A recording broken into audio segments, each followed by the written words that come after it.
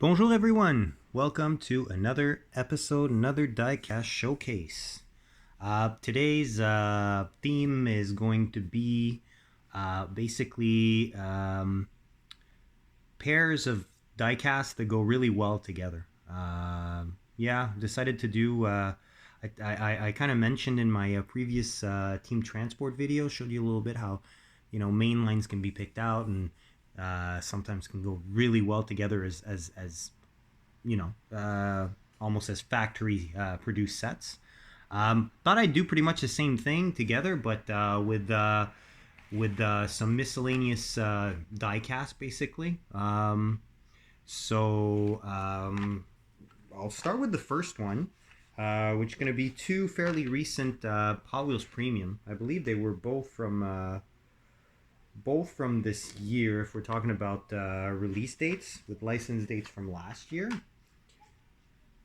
Actually, no, one's from 2020 and one's from 2021 if we're talking about licensing. Let's start with the most recent one, which would be out of the American scene. It's actually out of the collection, the only one that I picked up.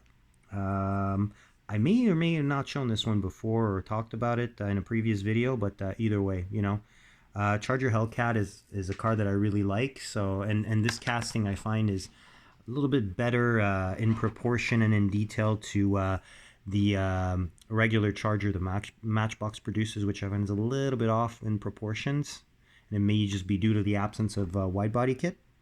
But this is a really nice premium and a really cool color. I really like I don't know what they call it, Venom green or acid green, I'm not sure, but looks really good. Black top, black trunk, black top of the spoiler, and black hood. So a nice little contrast there with the big black 5 spokes. Nice detail in the rear. Very well done with the badging. Obviously, again, the Hellcat sounds a little bit big.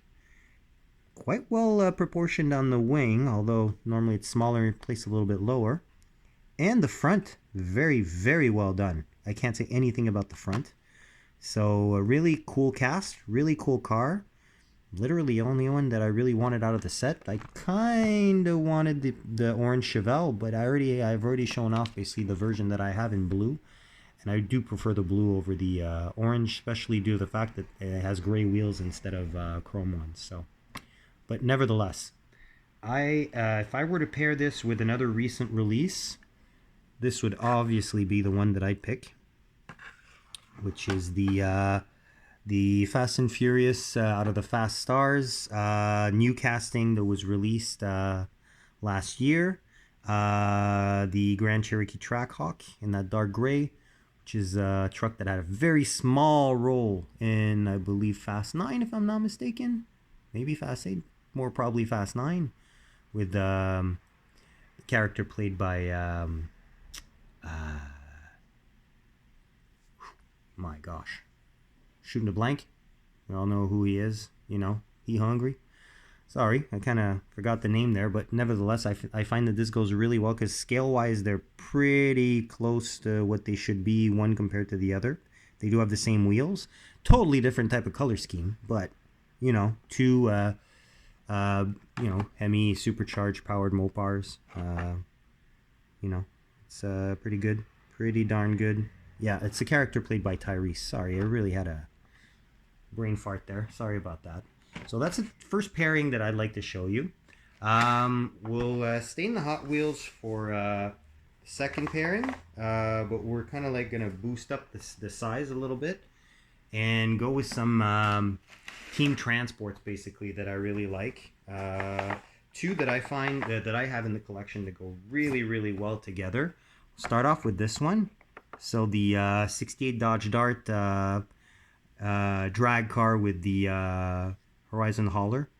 I'm not a huge fan of the truck, to be honest with you, the flatbed, but out of the fantasy castings produced in the Team Transport series, I find this one, has a little bit of Ford Super Duty in it, kind of like an old F-150 or F-250 or 350, but with a more slanted grille. And, it's got a little touches of Ford, despite it hauling a Mopar, swinging thing, very pink Dodge Dart. Yeah, I like the wheels on the hauler as well. Those big steelies, they're very cool. The white wheels really pop as well on the pink paint of the car. Black interior for the truck. Very light beige, almost off-white interior for the car. Nice details throughout. A vintage drag car that you would have seen probably on this trip in the 70s. So, yeah, cool retro style. Um, I really like this set. And my favorite American hot rod themed team transport, which I find is a nice contrast to the other one, as well as going well together, would be this one here, which is the 64 Ford Galaxy. So number 15 out of the team transport line, whereas the other one was number 25. And what I really love about this one, the reason why it takes the cake as my favorite team transport that's American themed, is the fact that both of these are licensed vehicles. The big Ford C800, which is something that also comes back as a hauler in the M2 line, and the 64 Galaxy 500, which is an awesome piece of kit. It had a lot of success in touring car racing in Europe and in Australia, as well as, of course, in North America, which, he was a champ in pretty much multi-disciplined racing. So good on the track, good on the on the oval, good on the quarter mile. You can see that you've got the 427 cubic inch on the hood there, so possibly a side oiler 427 V8, which was the NASCAR engine of the day. The Ford Race Team livery looks accurate to what one could have expected in period. And the truck as well as the car have pretty close model years. They're both from the 60s, so I mean, they fit well together as well. It's cool also that it has a second ramp, and I do have the equivalent Mustang team transport with the Boss 302, which I find would look really good paired with this one, but for that I'd have to crack these open, and I've yet to come to comfort with the idea of cracking my team transports at this point. So next I thought we'd flip over to M2. So M2, I'm going to start with the more high-end stuff. So two that go really well together, starting with this one. This is one of my favorite casts. Well, one of my favorite cars, definitely my favorite car of the late 40s, early 50s. The Merc Coupe, also known as the Mercury, again, shooting a blank here. I'm hitting a blank trying to remember this, but either way, it's a Mercury Coupe. You got the chop top as usual. We all know this casting from M2. It's pretty popular. It's got the cool Goodyear tires, the gold, bronzish gold 5 spokes, and a nice khaki green color with some green offset green flames that look really, really good. We've got the nice front details you would expect from the Authentics line. So lensed lights throughout, chrome inserted grille, chrome bumpers, all the chrome surround is all done up where it should be, including those two bars in the rear window. Here's your rear with a nice little pinstripe detail and the 1949 plate to show off the model year. And again, this casting does have ghosted rear lights that are invisible when they're not open. All in all, a really nice variation of this casting. I do have a few variations of this casting, and this is definitely one that I really like. This is a 2019 release out of the Auto Show series, as you can see. Limited to 7,000 pieces worldwide. Excuse the dust on top of the box. This one's been on display for quite some time, so... but yeah, really nice little piece. And out of the same collection, same series actually, directly. Actually purchased at the same time. Got this guy here. Nice 55 Bel Air out of the Tri-5 Chevys. Probably said this before, but the 55 is definitely my favorite.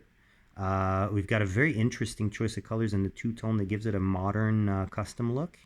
So that kind of like cement battleship gray with a lighter version maybe of the Hugger orange, or the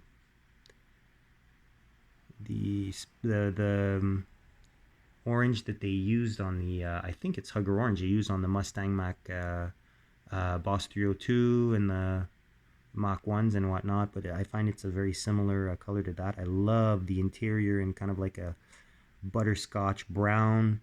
You know, again, details that you'd want to expect. You'll notice the tinted front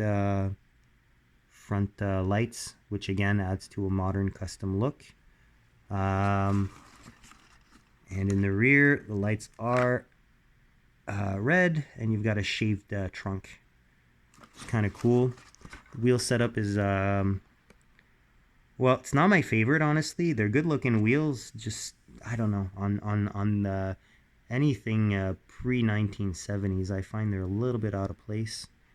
They're basically double 5-spokes that look a lot like the first gen Mustang GT500 wheels, offset with much more dish in the rear, as you can see, in a gloss black. Kind of takes away from the wheel details, but at the same time, I'm not going to complain about it because, again, it's not my favorite style of wheels for this kind of era of cars, the 40s, 50s, 60s. Prefer more classic look, maybe 5-spokes like a Krager or an American Racing or something like that. Kind of like the wheels that are on the Merc, basically. They would look better on this as well. So, but nevertheless, very interesting color combo on a very nice car. So two little custom auto show series, both limited to 7,000 pieces, and both pretty dusty because they've been on display for years. So we're going to do a little bit of a downgrade and go to some from Auto Authentics to Auto Drivers, and that'll give me the opportunity to show you my latest two M2 finds, which I'm pretty happy about. So I have shown off in a video a few months ago that talked about the M2 as a diecast manufacturer a little bit, and I had shown in that a 50s Ford Crestline in turtle wax livery, which I do enjoy the tone of green that they use on these cars in the turtle wax livery when it's a classic car. And this is number 2 that's going to have the same kind of color setup, basically. 58 Chevy Impala, second color variation I add to my collection. So you'll notice the same two-tone green. Yeah, I won't go pick up the other one as a comparison there, because I'd have to dig a little bit. But yeah, two-tone green. Top is a darker green that almost matches the interior, and then you've got the exterior in a really metallic. I don't know if we're going to be able to see how metallic it is there because of the lighting and the fact that it's still on blister. But yeah, really, really metallic, very light green. You've got the white walls with the nice chrome caps. Obviously, you've got you know, the full detailing front and back with painted lights instead of the lensed ones. Same in the rear. Pretty interesting card art. And of course, since it's a turtle wax car, you do have a little turtle there on the front wing. All the Impala badging, and yeah, the twin flags was later used on the Corvette. Well, it was used already at the time on the Corvette, actually. So that normally indicated the bigger engine. So yeah, very nice little addition to the collection. And it's actually one of 2 auto drivers I picked up at the same time. The other one being this one here, which I really, really wanted to get once I saw the post on Instagram from M2 that was you know, showcasing this new wave. This thing is really, really cool because it has, first and foremost, a Fomo Pro livery, Ford Motor Company, so manufacturer backed. And secondly, it has that full period NASCAR look, if we're talking about the livery itself, with a nice 300 horsepower supercharged. Little script on the hood, which I do believe would indicate that this car would have been equipped with the 312 cubic inch supercharged V8, which was the top of the line optional engine in the 56 and 57 Thunderbirds before they went bigger and heavier and 4-seat with the second generation that started in 58. So very cool car. A super light robin's egg blue for the top and the lower part of the body.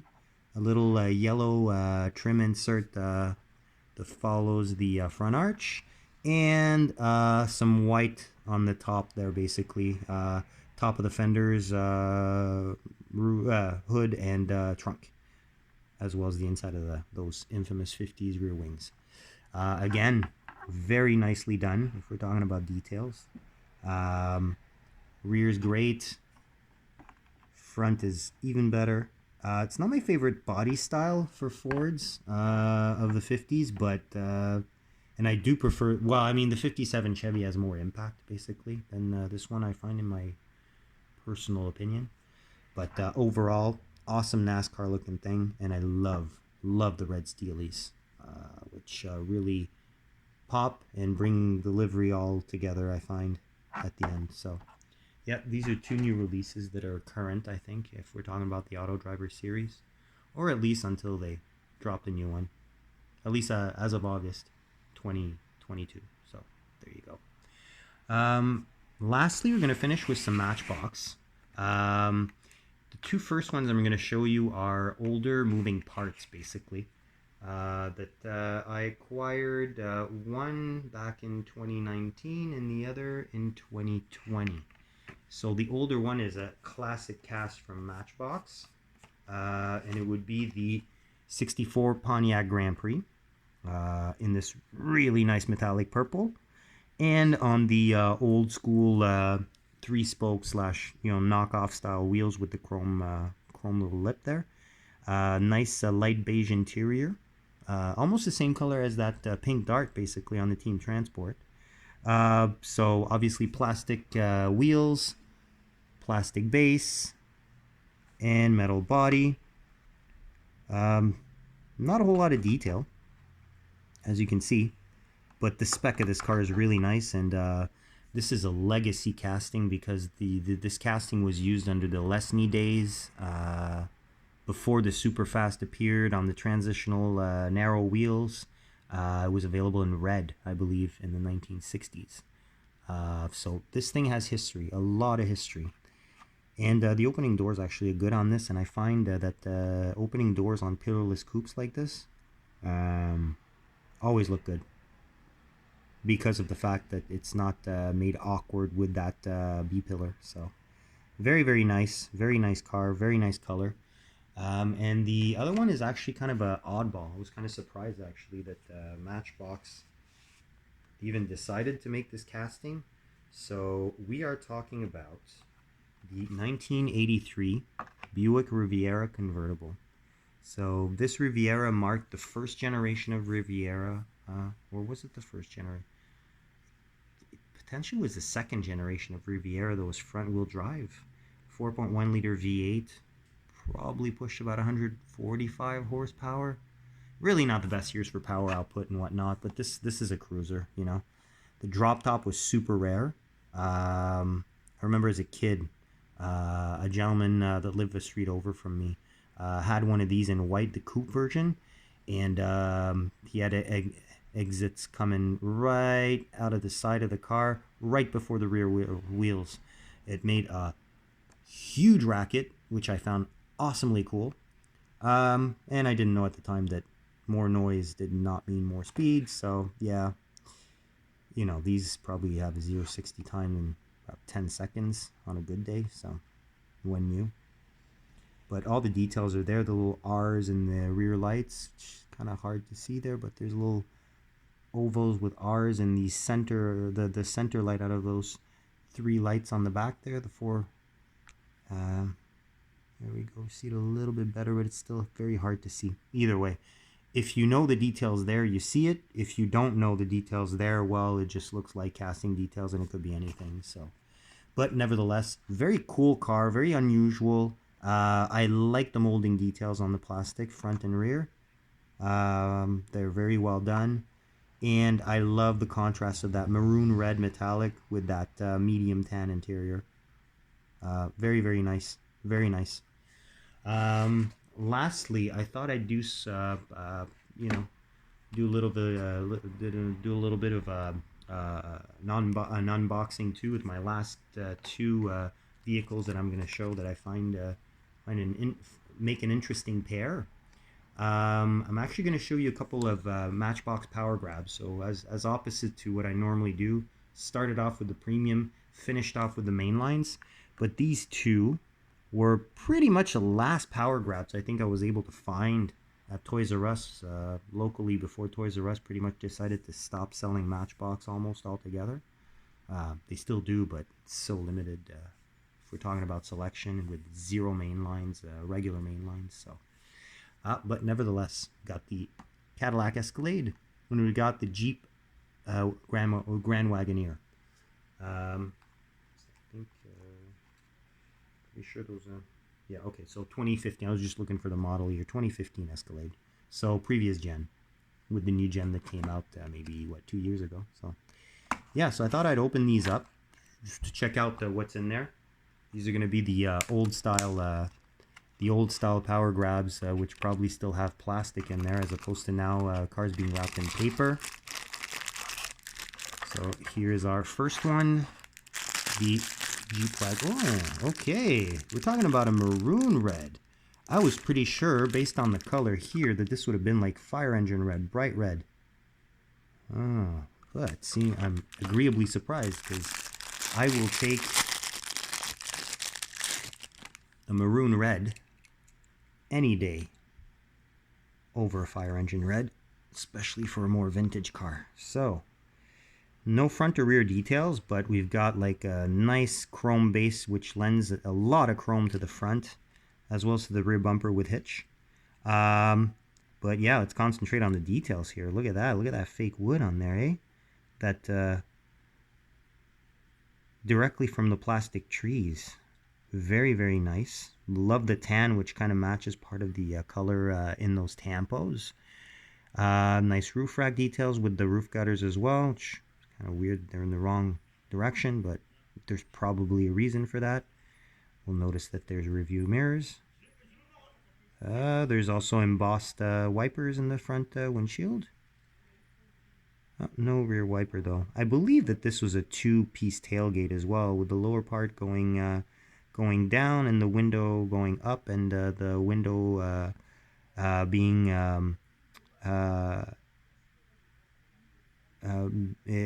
well, I think it was possible to open the rear window independently of the whole rear hatch, which actually I don't think is a hatch. But nevertheless, these were and still are classic vehicles. They used to be pretty popular when I was a kid, you know, even though the full wood was definitely out of style at that point already. And they're fetching really, really high prices for pristine examples. So, yeah, move this over here. We'll open up a little Escalade here. See what this one looks like. Mind you, I do have both of these in multi-packs. The Wagoneer, actually, you'll be able to see in my 10-pack comparison. A little quick 5-minute video if you want to see that. Posted that a couple days ago. You'll probably see the tan rally version of this. And if we're talking about the Escalade, I do have it in a 5-pack. So got that open. This one actually had some tape on it. Actually, which years are these? This is 2017, I think, if I'm not mistaken. 2018 for this one.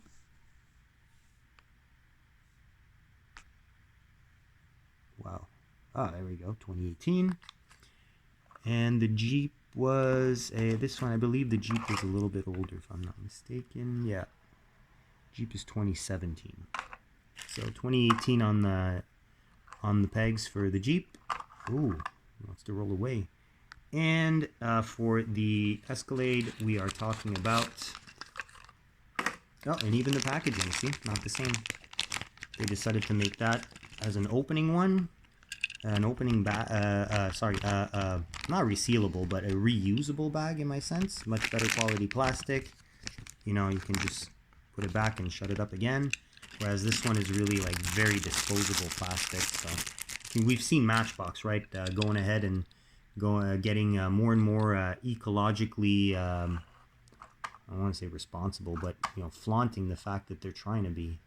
As much as our hobby does lead to a lot of plastic and stuff, you know, cardboard being discarded. So yeah, here's your Escalade. Previous gen Escalade in a really dark charcoal metallic, or maybe dark gray metallic. I would like to characterize it with the classic off-road 6-spokes, recent 6-spokes from Matchbox. Really cool front end.